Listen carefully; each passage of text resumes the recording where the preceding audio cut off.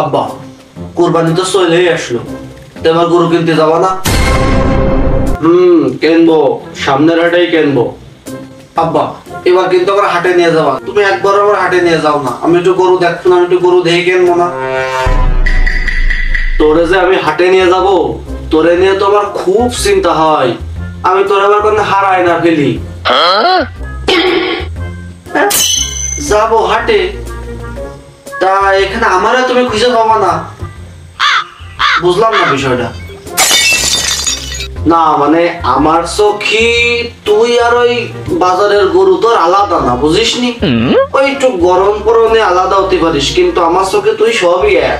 এই জন্য তো জাত ভাইকে মধ্যে তোরে খুঁজতে পারে খুব কষ্ট হবে না, এই জন্য আর কি বললাম যে তোরে আমি হারাই না ফেলি। এত বড় হলাম এখন ইজ্জত পেলাম না। আর সে বাদ দাও, কত কত দিয়ে কিনবা, এবার কত দিয়ে কিনবা? প্রতিবার কিন্তু আমাকে কোটি কোটি গরু কেন, এবার কিন্তু পাবে না, এবার বড় গরু কিনবো। প্রতিবারই তো কিনি, তা এবারও কিনবানি যা। 70-80 হাজার দিয়ে।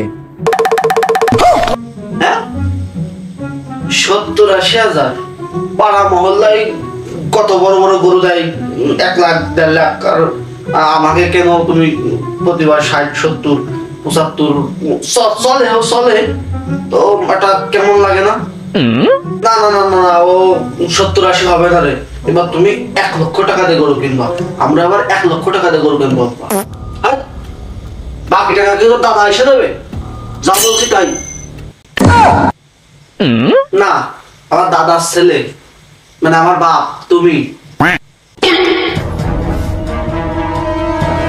ওরে বিয়াদব।